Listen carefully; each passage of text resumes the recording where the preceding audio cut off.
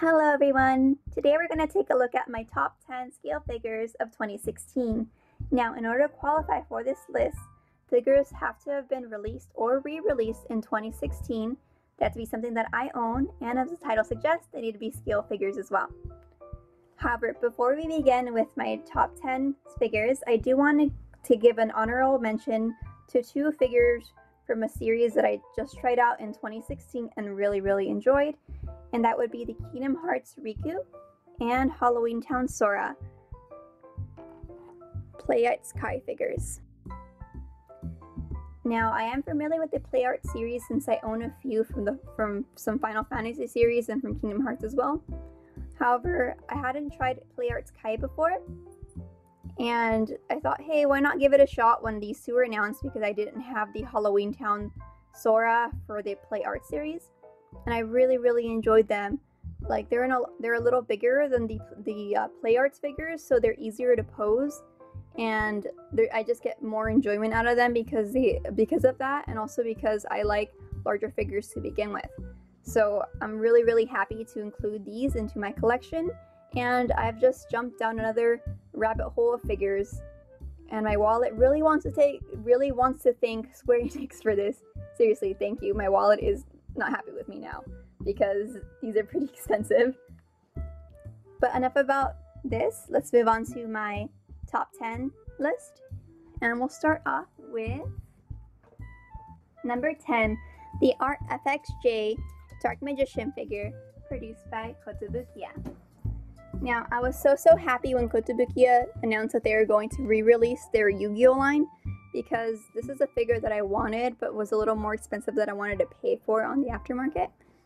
So that just really pleased me, and he is stunning. They did such a great job on his sculpt.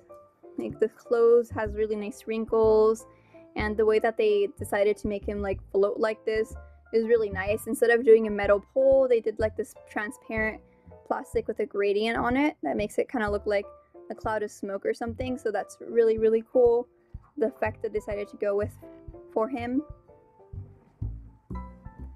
And I just really love this figure. He's gonna look so nice next to my Dark Magician girl, and they just did such a great job on his face and on all aspects about him. Here's a little close-up.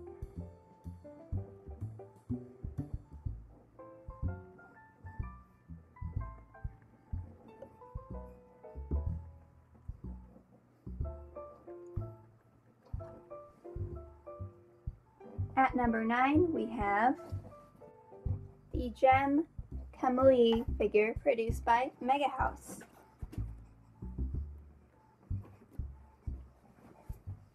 This is another figure that I really enjoyed because of his like wonderful detail. They have such a nice action pose for him, and I'm so happy to be able to have him in my collection. I originally wanted the first version of Kamui that they released. However, he was also, as Dark Magician, was more expensive than I wanted to pay for. So when they announced the second version of Kamui, I jumped on it because I actually like him a lot better than the first version. Like, they just have so much flow to him. The sculpt's great. There's no paint flaw at all on this figure. They did a stunning job on him, and I'm really happy to be able to incorporate him into my collection. Like, seriously, look at this beautiful action on him. It's so wonderful. And now we'll move on to number 8. Number 8 is the Cheerful Japan Hatsune Miku, produced by Good Smell Company.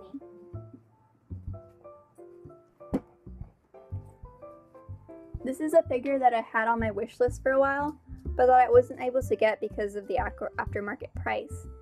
When Good Smell Company announced her re-release, I was very pleased, but also upset because they had to re-release her in the first place. But nevertheless, I'm just very happy to have her in my collection. She has so much life to her. She has such a nice dynamic pose. I really love the strands of hair that they have going on everywhere, so it looks like she's jumping. It just gives a really nice effect. The way they sculpted the hair, the pom-poms, the skirt. Everything's just so nice and full of life. It screams Miku, and I'm just really happy to have her in my collection, as I mentioned. Now let's move on to number 7.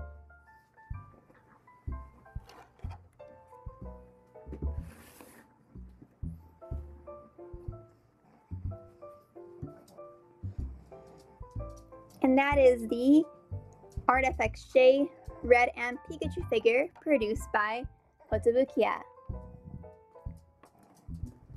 Now I'm just very happy to have an actual scale of Red.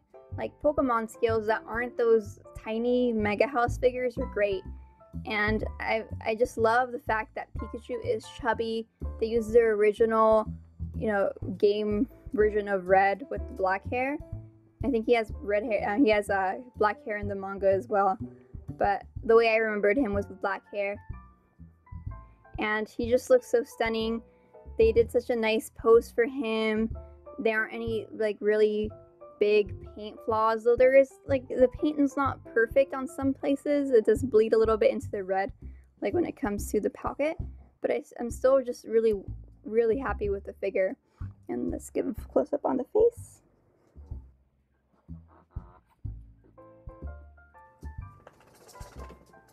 And just look at the detail they gave him. It's so lovely, and I'm so happy to have him in my collection. I can't wait till they have green and more of the male characters from Pokemon, and I'm really looking forward to more from this line. Moving on to number 6. We have the Portrait of Pirates Sits on Chair version of Sanji, produced by Mega House. Now this figure is really nicely sculpted, and I just love the gloss that they gave him on the shoes, the chair, and the belt, so it looks like leatherish and it looks, more high quality that way. They did a great job on the wrinkles, and even the back of this suit jacket looks like he's actually sitting down, and his suit jacket's all crumpled up because he's sitting, on a chair. They have metallic pieces for the buttons on the sleeve and on the jacket, on the belt buckle, and he's just such a stunning sculpt. It's funny because I can't get over the fact that they still censor nipples from male characters, but hey, it still looks really great. They did such a great job on his abs. He's nicely toned, and they have nice shading for it as well. The only drawback that I found from this figure is that I felt like the nails looked a little bit dirty, but that was just a stylistic choice from how they decided to paint him. And I don't know, I just felt that they looked dirty, and Sanji's a chef, so I would have liked them to pay a little bit better attention to the way that they painted the fingernails. Let's give a closer look at his face and his abs, because that's literally the highlight of this figure. So here's his face, and those nice toned abs. And again, they did such a nice job on the wrinkles on the suit jacket. Even the chair is really nicely detailed, even though it's so comically small. It's just such a nice figure to have in my collection, and I'm really happy to have this as one of my Portraits of Pirates figures. And moving on to number 5, who is Hero Yiling, produced by Alpha X Omega.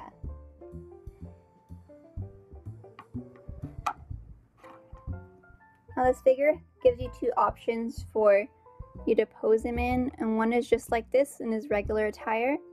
The other is with his jacket, which is a really nicely detailed jacket with metallic trim on the collar and on the sleeves, and right here on, I think these are called lapels, and on this these shoulder pads that he has up there, and of course the buttons of the jacket as well.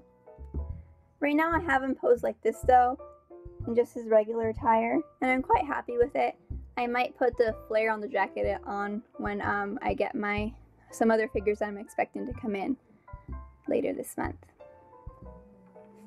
And I'm just so happy to have him in my collection. He's a Gundam Wing figure. I never thought we'd actually get proper scales for this series because it is an older series, but Mega House and Alter just stunned us with these, and I hope that we get more Gundam Wing figures. Here's a closer look at his face.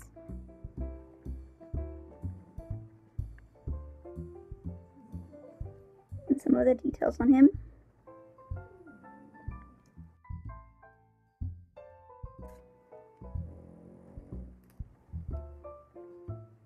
At number 4, we have the Orihara Izaya psychedelic version, produced by Alter. This figure is so nice because of the dynamic pose that they gave him. I just love the way he's floating in the air, although I am still a little concerned on the fact that all the support is coming from this metal pole that's connected to the jacket. Nothing's happened to him yet though. He's been holding up pretty strongly, and I was finally able to get the wire into his jacket like I was supposed to. This figure is really nicely painted. He has a lot of pearlescent paint effect going on in his clothing. Like, they just did such a wonderful job on him. I love the new face molds for Izaya from the second season of Durarara. They have the altar thing where they have nice glossy fingernails, and there's just nothing wrong with the sculpt. The base is a little simplistic, but I think that works. It kind of looks like a record. And the only downside really is that he's sticking out from a metal pole, so you have to find a creative way to make it look, you know, more natural. Like, seriously, the details they did with this figure are so nice. He has psychedelic written on his underwear. Like, the little boxer shorts are peeking out. And they even, like, showed you how some of the shirt's tucked in and some of it's coming out. They did such a nice job with the wrinkles, the clothing, the sculpt. I love this figure. And now we'll move on to number 3, who is the ArtFXJ Medicine Seller, produced by Kotobukiya.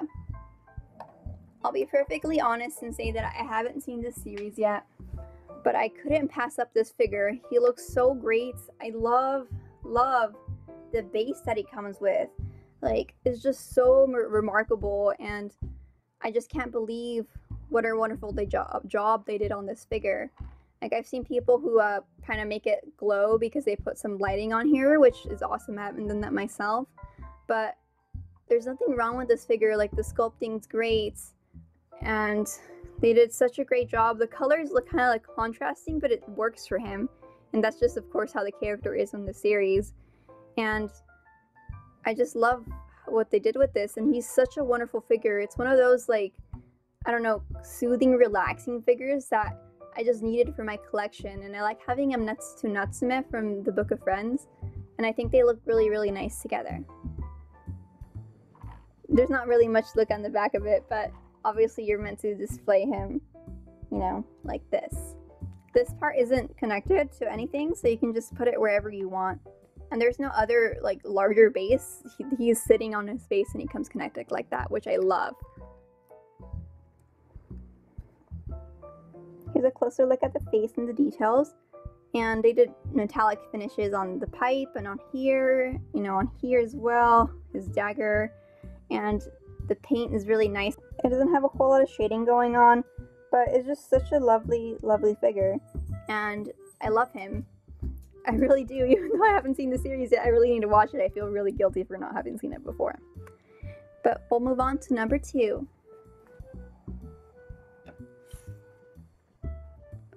Who are the Angemon and Takeru, or TK, figures produced by Mega House. And I'm so stoked with these two guys. They look so wonderful. There's pearlescent, you know, effects on the wings. There's some transparency in the hair and on the tips of the wings. There's metallic finish all over him on his buckle, and there's some, like, you know, gold metallic on the helmet. It's just so wonderful. Takeru's little, like, gem is, like, nice and shiny. You can move his head so you can have him look down, up, wherever you want him to look. So there's a little bit of posability with the figure itself. The flow of the clothing is so nice, and they did such a great job shade with the light blue shading on Angemon. And I'm just so happy with these figures. And I really was hoping that this figure's quality would translate onto the matte and Garurumon figure, but unfortunately I found that a little bit lacking. But I still enjoyed that figure as well. Not enough to put it on this list, but I don't know, this figure itself is just so wonderful, and I wish I could have gotten the other one as well, but those restrictions, man, come on, Digimon North America holders, why'd you do this to me? You license holders suck. But in any case, let's move on to the number 1 slots on this list, and who can top this lovely pair? You might ask. Well, that is the Wren Raimode version figure produced by Max Factory. Let's see if we can put this guy to box and frame as well, because it's ginormous. But here he is in all his glory. I had purchased the Together Forever version of him because I never thought I'd get the Raimode version. He was a little over budget, and especially after the release, he was over budget. But thankfully, they decided to re-release him, and I was able to get him for an okay price. And I'm just really happy. Oh, sorry, it's just like can't really turn him because his box is so big, and I want to have it in the background. Here, let's precociously have it hanging on the ledge like that. Thanks to the re-release, I was able to get the version that I actually wanted, because the Together Forever version, while nice, is just something I got because it was like the, well, if I can't have them, I guess I'll get the alternative that they have out. And honestly, it just does not match up with this one. You get the wonderful cape, the like claw, the detail on this is so freaking wonderful, and I love it. And these are transparent, and I mean, they're not like the best things in the world, but I think they're really cool. I love the crystals. I don't know. I'm just so pleased to have this version in my collection, and I was so happy to be able to get him. Like, I never thought I would, and thankfully they re-released him in 2016, so I was able to.